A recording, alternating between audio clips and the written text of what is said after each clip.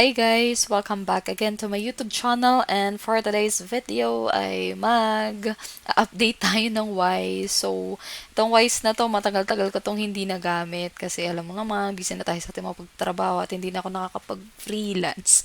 So, yon update natin tong Wise na to. Then, kasi may mga nababasa akong comment doon and then may nag-PPM din sa akin doon sa video ko. 1 year ago na yon. Yun video na yon kasi yun yung lumang features ng Wise. Then, ito na yung pinakabago. Then, as you can see nga, nandito ako sa Wise. Then, ito na yung pinakabagong features ng Wise ngayon. Then, tingnan natin kung ano yung magiging update ng Wise ngayon. So, yun na nga, maglalagin tayo. Let's go. Ayan, mali-mali pa. So, yun. Login na tayo, guys. Then, as you can see here, verifying. So, yun. Sa loob ng Wise, merong send money, home card, recipients, manage, and pwede kayo maka-earn pag ginamit nila yung link nyo at nakapag-sign up sila dito. And then, siguro kapag nag-add sila ng pera dito sa Wise, pwede kayo maka-earn. Then, under na account, Australian dollar, Canadian dollar, euro, and Philippine peso. Then, pwede kayo mag-open ng iba pang bansa kung ano yung gusto nyo i-open na account. So, yun. Dito pwede kayo mag-add ng pera dito. So, yun. Unahin natin yung question sa akin yun, paano makapag-add daw ng balance.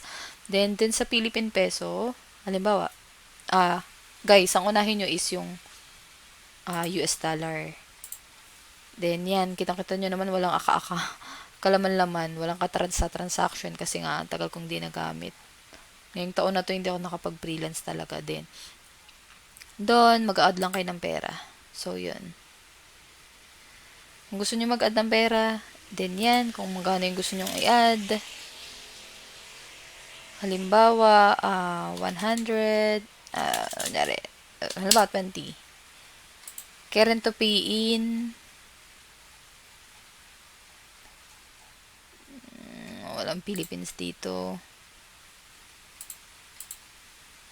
So, yun na nga na, hindi na yung makakapag-add ng try.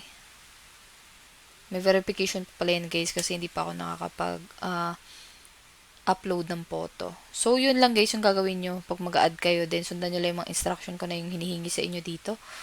Then, katapos nyan, may isa pang tanong na nag-send sa akin kung paano mag-send ng pera. Then, send money. Click nyo lang yung send money sa gilid. Then, so yun, may two options na lalabas, international and same currency. Nga pala guys, kapag halimbawa may laman na itong USD dollars nyo, nyari, $100 or basta pag may laman na yan, click nyo lang tong send. Send. So, yun nga, wala kasing laman yung account ko, kaya ang gagawin natin, doon tayo sa manual. So, yun nga, wala kasing laman yung account ko. Then, yan kasi guys, pag kunyari, halimbawa, may laman na yung account, yung US dollar nyo, may nagpadala sa inyo dyan. Then, click nyo lang yung send, then ito yung lalabas na option.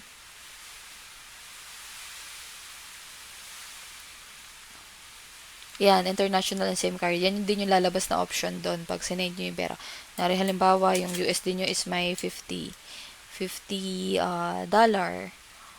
So, yun. Ang gagamitin yung option is international to PHP to your account. Then, check nyo mabuti yung fee. Total fees, total amount will convert. So, yan. Then, marireceive nyo raw yung pera after 25 minutes. Should arrive in 25 minutes. So, yun. Continue. Then, so, yun na nga. Who are you sending money to? Then, ako kasi guys, meron akong ginawang bank account sa sa account ko, sa loob ng Wise ko. Then, itong dalawang to, itong isa, e-wallet ko, then itong isa ay bank account ko. So, sa latest update dito guys, is wala na pala silang e-wallet na pwedeng pagsendan pag kinlik nyo yung, ang tawag dito?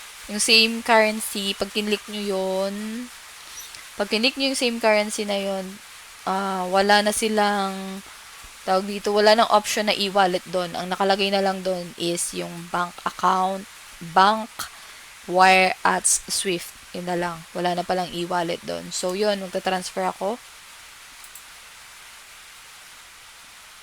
Bank account ko yun. Then, yun nga, wala pa akong nakaset up kasi na ID dito. Ewan ko kung bakit nawala yung ID. Siguro, gawa ng matagal ko nang hindi nagamit. Yun. So, yun. Sundan nyo lang yung instruction, guys. Then, check nyo mabuti lagi yung fees. Total fees, kung magkano yung papasok, kung ilang minuto papasok. Then, iyon. Yun lang guys. Basta check nyo mabuti hanggang sa makarating kayo dito sa pay na to. Verification, review, pay. Alam ko, under nito, kunyari, pag sinend nyo pag nag-send a link by email ako, kasi under verification pa lang, may mag-send sa Gmail nyo, then, click nyo yung link na yon, then, verify your ID, tas may mga option doon. Ano bang magiging option doon? Yung mga option na document type doon is yung passport, driver's license, fill ID, postal ID, and UMID. Yun lang yung document type na kailangan yung ma-upload. So, yun. After nun, i-review na. Review. Hindi ko na to gagawin guys ha, yung tawag dito. Mag-upload ako ng document dito kasi hindi ko naman pa siya nagagamit. Hindi ko na siya nagagamit ngayon. So, yun. Then, check nyo mabuti guys. Then, review.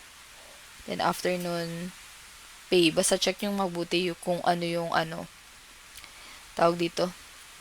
Kung ano yung sasabihin ni Wise. Kung ano yung instruct sa inyo ni Wise. Follow nyo lang. So, yun. Yun nga, guys. Then, ano pa ba? So, yun lang yung mga naalala kong tanong. Then, yun na nga. Then, kung may katanungan pa kayo guys, tanong lang kayo under dito sa video na ito. Then, tatry kong mag-search at gumawa pa ng video. Kung kinakailangan talaga na mag-update ako ng photo kasi hindi ko naman masyado siya nagagamit ngayon. So, yun lang guys. Sana may natutunan kayo sa video na ito. Then, yun pa-like and subscribe na din.